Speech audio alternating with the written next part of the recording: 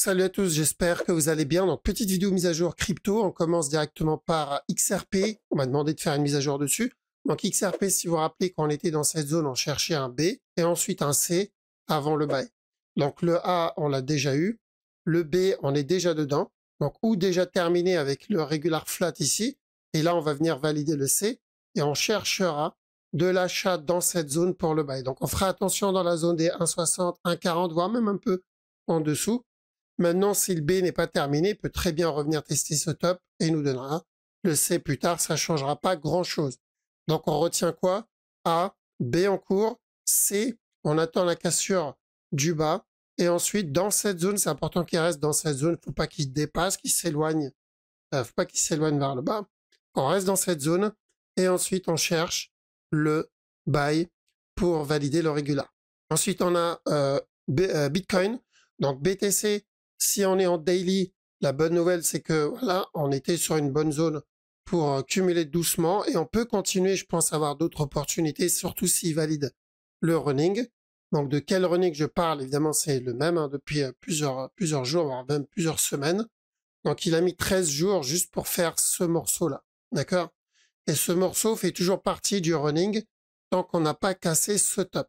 Donc, deux possibilités là-dedans pour le running, où il donne un running simple, donc un A, un B, un C, et ensuite un drop, où il va donner un running un peu plus complexe, et là on aura un drop ici, et ensuite le running avant un autre plus bas. Donc si je suis en mode invest, je profite de chaque plus bas pour cumuler doucement, d'accord? L'objectif, c'est de choper le retournement, parce qu'à chaque nouveau plus bas, s'il continue comme ça annonce une fin de structure, donc c'est une bonne chose pour ceux qui cherchent de l'achat. Par contre, si je suis en mode trading, je vais devoir profiter de ces points-là, de ces tops-là. Tant que je n'ai pas cassé ce top, c'est important, tant que j'ai pas cassé ce top, je vais en profiter pour chercher les sell setup. Ça, c'est pas un problème. Et à chaque nouveau plus bas, j'en profite pour chercher le retournement.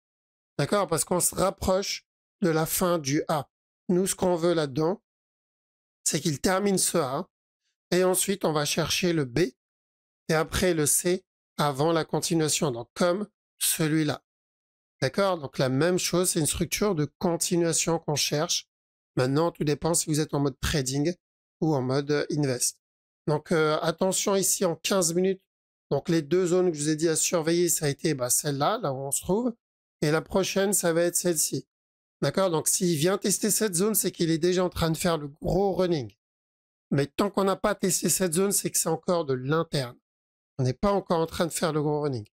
Et en 15 minutes, donc si on le voit donner un drop ici, tant qu'on ne pète pas ce bas, alors j'essaie de le faire propre.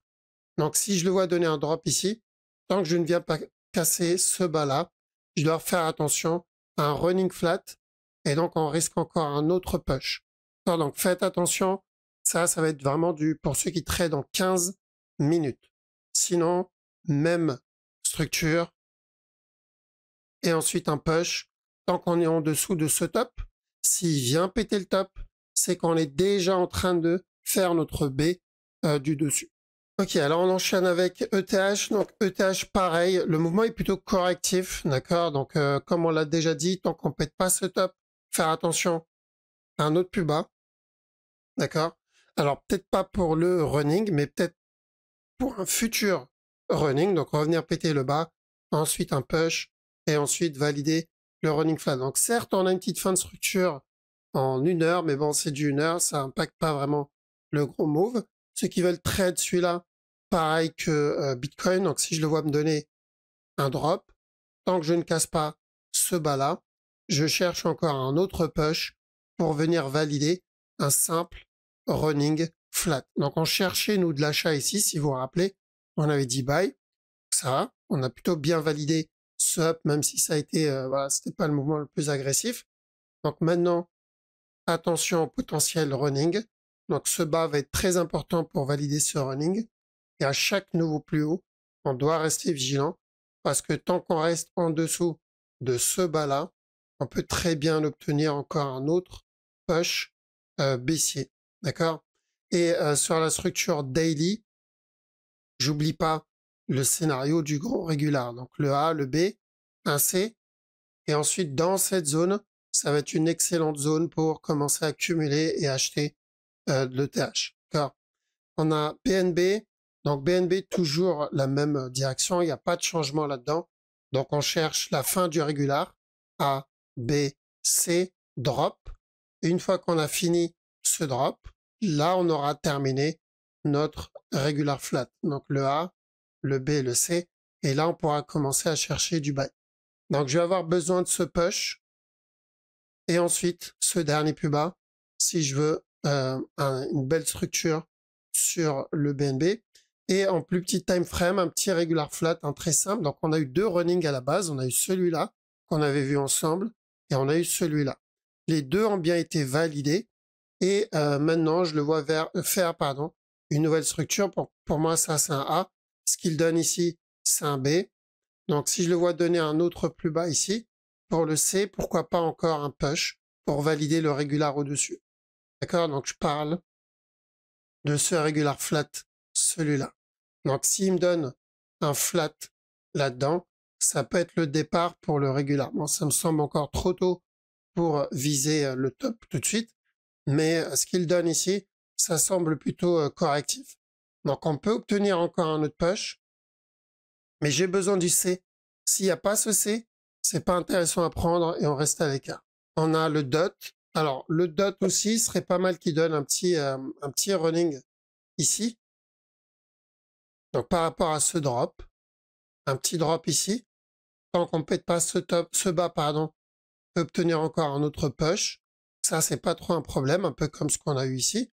On avait déjà annoncé de l'achat quand on était là. L'objectif, c'était juste qu'ils reviennent tester ce top. On a eu bien plus que prévu. Mais n'oubliez pas que tant qu'on ne pète pas ce top, d'accord, tant qu'on ne pète pas ce top, on considère le move comme baissier et comme faisant partie de la correction. Donc, où ça va être de l'interne et il va venir retester le bas parce que l'objectif, c'est qu'il répète ce bas-là, donc les 3,58 à peu près, où ça fait partie du running, donc le A, le B, un C, qui peut push encore un peu, si c'est un running, il y a encore un peu de marge, et ensuite venir valider donc la cassure du bas.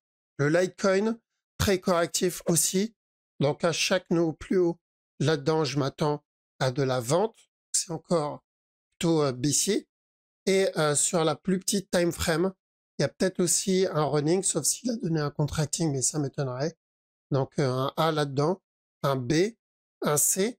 Donc tant que je ne casse pas ce bas, je fais attention encore à un autre plus haut en interne. Donc c'est vraiment du 15 minutes, pas plus. On a le sol qui push, mais je pense que ça va être juste de l'interne. Il n'y a pas de quoi s'exciter là-dessus. Bon, je m'attendais à un plus gros flat. D'accord, je m'attendais à un A, un B, un C avant la cassure du top. Le problème ici, c'est que je me retrouve potentiellement avec un contracting, ce qui est peu probable, mais c'est possible. Donc si c'est un contracting, on n'aura pas de C derrière, il a déjà fait. Par contre, si je le vois me donner ça, pourquoi pas partir pour un running flat et encore un autre push. D'accord? Mais n'oubliez pas, c'est juste de l'interne sur la grosse time frame. Ce qu'il donne ici, ça fait juste partie d'une correction. D'accord? Donc, ou terminer, ou en cours. Si c'est en cours, on va le voir continuer à push encore un peu pour revenir donner un plus bas. Pour moi, c'est correctif. Et la grosse time frame, évidemment, ça n'a pas changé. Si vous voyez, voilà, il n'y a pas eu beaucoup de changements.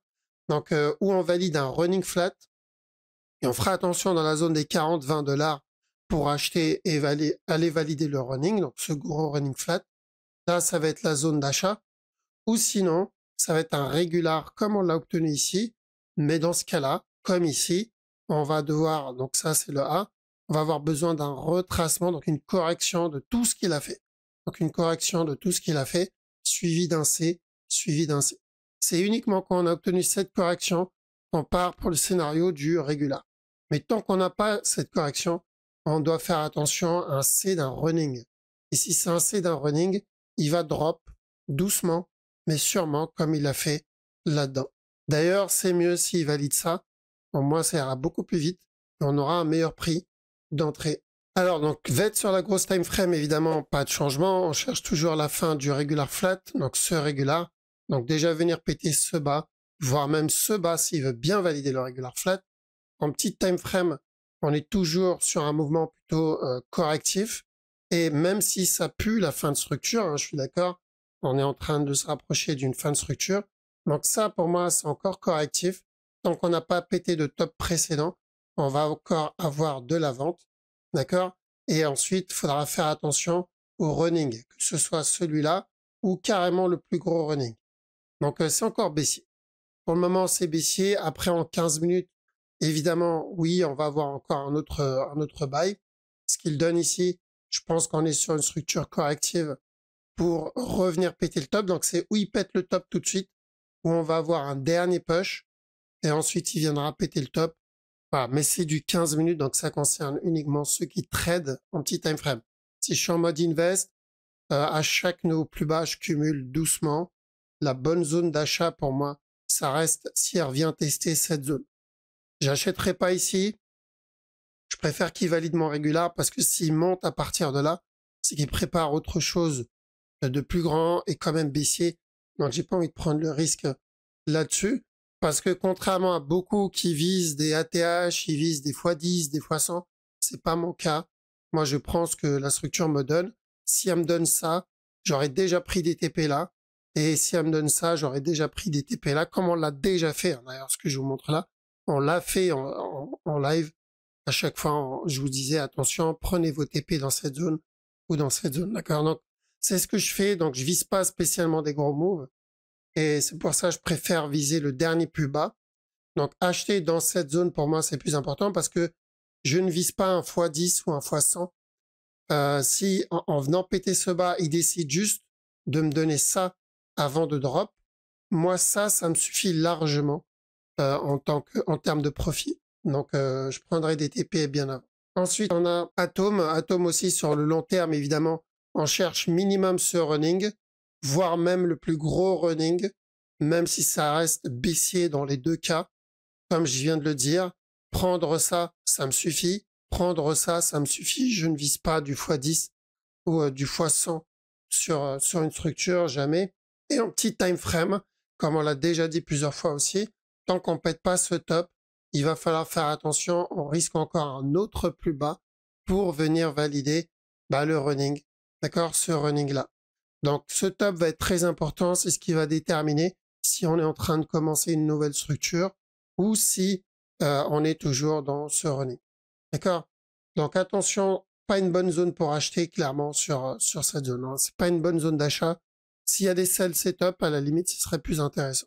Voilà, donc on a fait le tour. En tout cas, merci, les amis, pour votre temps. Désolé, j'ai pas fait de vidéo vendredi, j'étais malade. Et je pense que ça s'entend peut-être encore, il y a ma voix qui saute de temps en temps. Donc encore une fois, merci pour votre patience, merci pour le soutien, passez une bonne soirée. Je vous dis à la prochaine. Ciao.